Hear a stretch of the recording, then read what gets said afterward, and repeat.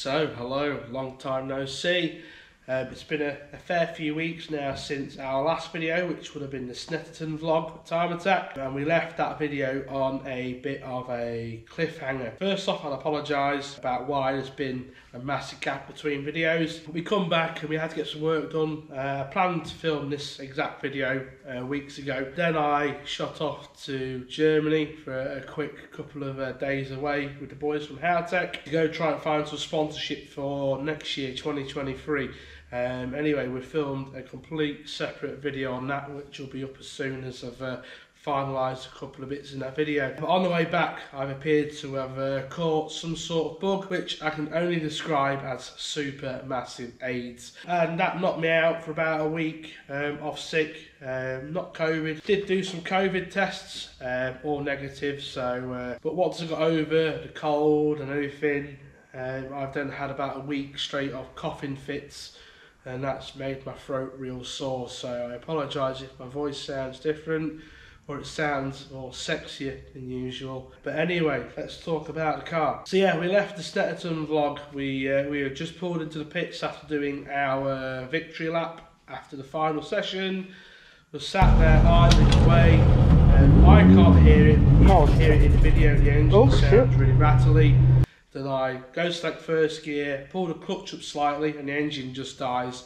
And that is the last time the engine ever ran. So I did plan to do a full diagnosis, strip down on the engine to try and get it running again, diagnose what had happened to it. Long story short, that video just didn't happen. And what happened instead was me staying late for about an hour or so and just sort of going through the engine to figure out what it was. Now, I'm going to show you a clip next, and I want you to figure out what the problem is. Again? Yeah, so, did you spot the problem? If you haven't, you'll see the inlet cam is moving, but the exhaust cam isn't, but the chain and the sprockets are both turning. So what's actually happened in that video is the exhaust cam sprockets come loose, the bolts backed out, and the sprockets walked off the keyway. So that noise was the chain and the sprocket hitting the inside of all like the cam chain enclosure, the rocker, everything. But yeah, we bent some valves by the sounds of it. So yeah, I didn't really waste any more time stripping the engine down. It's quite obvious that some valves would have been bent. Frustrating, because I actually put a timing chain kit and a oil pump on the engine before we put it in to try and sort of future-proof it from breaking again. And it's pretty obvious that when I've put the sprocket back on, timing chain onto the camshaft, I've not torqued it up. I'm going to blame that on the fact that I got distracted halfway through putting all that back together. But either way, that engine is dead. It'll be useful for something else in the future. But the good news is while I was off sick, I bought another engine, and the lads fitted the engine for me.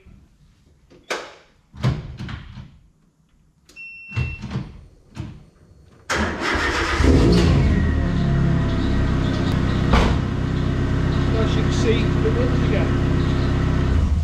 So the season's over. Why have we put another engine in? Well, we've still got some development work to do on the dyno to get the supercharger and the bypass valve and the turbocharger all working as it should.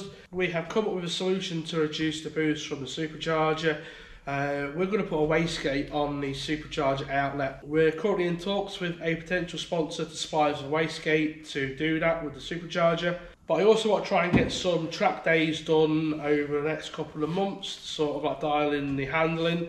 Because up until this point, we have not had time to actually physically get this car to a track day and just turn laps, tweaking suspension settings. We've all had to do it while in competition, and it's just not ideal. So planning is to get a couple of track days in, get all the data written down, and try and get this thing turning a bit better. There's a couple of Cadwell track days in the next couple of weeks at like 70 quid for the entire day. So even if it was a wet day, it would be useful to get some data in there. There's also the Cadwell Sprint, which is used in December, January time. I'm trying to do that now for the last 3 or 4 years, and every time I've just not had a car in a position good to go, or it's clashed with something else. So I'd like to get that to the Cadwell Sprint this year. So 2023 is going to be another interesting year. We've got some major events lined up for 2023. At the time of this video, we are still going to be doing Time Attack 2023 in the UK. We're still waiting for them to figure out what tyres we're using next year, which at this point is a bit of a P-take. You know, we need to know if we need to buy new wheels, or you know, if the tyre choice is going to dramatically change what we've got to run wheel-wise. We need to decide if we're going to do that competition anymore, because I mean, at the minute, it's just not being run to the best of its ability, and you know, other race series have known what tyres have been using for months now. It's now nearly December and we still don't know what tyres we're using. It's not the end of the world, but you know, the tyre selection can make or break a championship. I'm quite happy to run Nankangs again. Cheap, cheerful, and a pretty decent tyre I find. And some of their suggested tyre selections are just a bit shite, if I'm honest. One of the tyres they suggested will be imported into the UK from America, specifically for the championship, and that just tells me they're going to be expensive tyres. But other than the UK side of things, we want to try and expand and do something different in Europe next year. So we've pretty much decided at this point we're going to be going to Zandvoort in Netherlands, the Time Attack Masters. It's actually not a bad travel from here. 2 hours to the ferry into Rotterdam, and then Zandvoort's literally an hour on the other side of the ferry.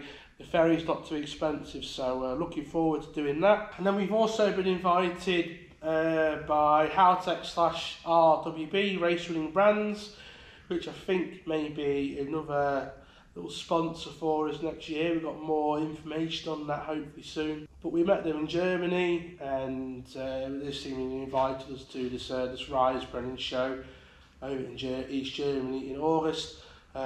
It's that circuit called Lausitzring. Yeah. That is, I believe, to be a 4-day Japanese car show. Apparently it's the biggest car show in all of Europe, but that also seemingly clashes with Time Attack Masters at the same venue, so we could probably kill two birds, one stone, and go be a good sponsoree for our sponsors and put a car on display for them, and then hopefully we could turn some laps, either be it public track time or as part of the Time Attack Masters competition, which would be pretty epic. Now that isn't an easy drive, that's about a 19-hour drive including the ferry, so that's definitely going to be one we're going to have to get our Weetabix eaten for, because that's pretty much going to be a week away from work, you know, at least a day and a half travel there, day and a half back, and then the 3 or 4 days for the event itself. So that'll be pretty cool. So what changes are we going to make to the car next year? Well, the first thing we're going to sort is the engine reliability. I know people have made fun at me, because obviously this is now the 4th engine we've put in the car, but the first engine died due to a drive shaft vibration which vibrated the bolts off the trigger wheel inside the crank, so you could say that's not the engine's fault. The second engine died because I got greedy with boost. The third engine died because I forgot to tighten up the camshaft sprocket. And the fourth engine is yet to die. So engine is going to be the first thing we're going to sort out for next year. We have picked up a sponsor for the pistons, and they are machining us a custom set of pistons so we can finally turn the boost up. We do have some rods for this engine still, so we're going to use them rods. We've got an issue somewhere to do with flow inside the head. I'm not sure if I can find one, I'll put a dyno chart up on the screen now, and you can sort of see that at this particular point in the RPM range, no matter how much boost the turbo is producing, you can sort of see it choked at the exact same point in the rev range every single time. So we've definitely got some sort of issue of getting air into the engine, maybe even getting air out the engine, who knows. So what I'm going to do is I think I'm going to pack 2 of these cylinder heads up. He doesn't know it yet, but I'm pretty sure I'm going to send them to my good friend Mr. Cole Mulvey of Bad Guys in the States, who gives the best head I've ever seen, and then hopefully he can get on this flow bench and get these heads flowing a bit better. Now Cole is a Honda single cam specialist, which is why we have a nice little relationship, because I'm also a Honda single cam purist, and hopefully Cole can get these heads to flow a bit better. Now I'm pretty sure we can't put bigger valves in these heads, otherwise we'll protrude into the head gasket mating surface. So hopefully there's something we can be done. We're going to look at trying to get some cams made to help with the flow as well. All being well, next year we should be at 350 reliably all year. As for the rest of the car, we need a fuel setup. The factory fuel setup just isn't working anymore. I'm going to try and work with hopefully some companies on the fuel system. Maybe put like a 20 or 30 litre fuel cylinder with a swirl pot. That allows us to carry a lot less fuel than what we are now. Because again, I don't know if you can remember, but we have to carry at least 3/4 tank of fuel in its current setup to avoid fuel starvation. So that's one thing that we need to rectify, because otherwise we're just carrying around 10-15 kilos of dead weight in fuel. Pretty sure we're going to change what fuel we're going to use in this next year. Trying to get on board with, again, another partner to supply us with some fuel for next year. We're probably going to try and go to some ethanol based fuel, or like an E85. Not really for the performance benefits, but to try and keep the temperatures in the engine down a bit, to get them EGTs down a bit lower. If that allows us to extract a bit of extra power as a byproduct, fantastic. E85 in barrels is not actually that expensive. By the time you account for the 20 litres of V-Power fuel that we use, and a tin of the fuel additive, which I haven't got to hand, by the time you put some VP additive in there to bring the octane numbers up, E85 works out about the same price per litre.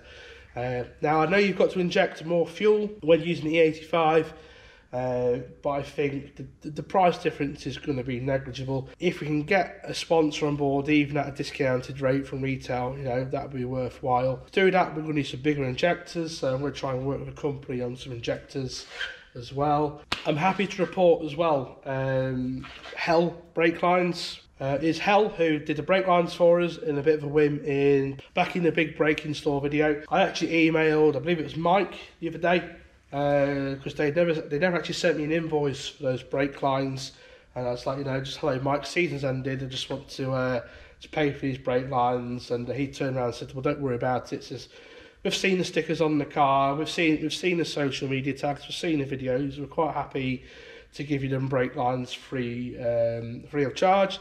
And I said, well, that's fantastic. I said, I will then add you as an official sponsor of the car. So we've got Hell on board.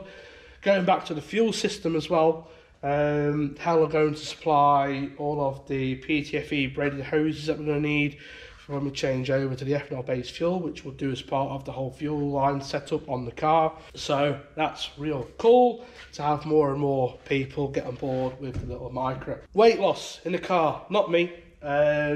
Still want to try and get a sub 800 kilo target on the car. I'm going to try and get a fiberglass boot and a plastic rear screen. Now doing that's going to mean we're probably going to have to get rid of the current big wing setup we've got on the back. Not sure what I'm going to do, because another reason why we want to get some track days done is I want to know if this wing actually works. So it'd be nice to do, a few sessions with the wing on, and take the wing off for a few sessions to see what the rear stability is like. But yeah, there's been a couple of plastic screens of fiberglass bootlets pop up for second hand for pretty cheap pennies, so we're just going to hang fire over winter, and hopefully we can pick one of those up for a relatively decent price. Now if I can find someone to make them, or if someone already has the moulds, we'll try and change the steel doors over for fiberglass. Now we are allowed to run composite doors because we have the crossbar, so we can run a non-steel panel door. I've got an idea for the front bumper, so we can put a bigger intercooler in there. I need to play with a scrap bumper really to see if we can do that. The boot floor is going to be cut out. Obviously to try and reduce a bit of weight on the back end. I know reducing weight on the back end is not the best thing we need to be doing right now, but hopefully we can compensate that with some weekly downforce. But that's going to allow us to put a big diffuser out the back for some more aero gains. Whether it works or not, we'll never know because we can't afford wind tunnel unless anyone wants to sponsor some wind tunnel time. And then we just need to sort out some of the electronics. Now, Grateful for Haltech for all the stuff they've put on the car, all the wiring that they've done. But on most cars, you're used to the headlights and your indicators on the stalks right behind the wheel. And now mine's been moved to a keypad all the way over here, and it's just not ergonomic now. In most motorsports, it wouldn't really matter because you're not using your headlights all the time. You're not indicating out of the way as much because you're on a speed battle really. But in time attack, we are constantly using our lights, we are constantly using our indicators, and at Snetterton, you'll probably see me in a couple of videos to be struggling to press the buttons in time. So I'm going to try and speak with a couple of companies, maybe Autosport in a couple of months in Birmingham, to see if you can get some sort of CAN pad steering wheel controls on there. I know AIM do them, and a couple of companies do some other budget options as well. But it's always nice to get people on board, even if it's just a nice little discount or something. There's no harm in asking. And hopefully we can move all the headlights and the indicator functions to the steering wheel, and that'll make the car, just a bit easier to use during sessions. But yeah, I've probably waffled on way too long now because this is probably a 15 or 20 minute video of me just sat here waffling on in front of the car. So yeah, that's just what happened at Snet. That's some of our brief plans for next year. Obviously, we're going to keep you updated on the video progress of this car. We've got 2 cars here on lift behind the camera that we're doing some videos on as well. We have finally got some bits for Dave Mercer's black Micra. We're waiting 8 months for piston rings. We've also got a plan with the Civic outside, the Binley Mega Chippy Civic, and then hopefully we'll try and make some progress with K11 Micra, just so we're not all about this Micra. But yeah, fabrication videos, other videos on the project cars, which are pretty sick. We've also started some development on our Starlet outside. We developed some braces a couple of weeks ago for them. I've actually finished welding them up this morning for the pre-orders on the pre-production units. I just need to take them away and redesign them. We got about 85% of the way there on the first revision, but now I've made one of the bolts of the car. There's some, we can move things around to make it fit a lot nicer. Yeah, anyway, talking bullshit now. Thanks for watching. Don't forget to like, share, subscribe. Tell your nan. See you in the next video. Hopefully not as long as the gap between this and last video. Love you, bye.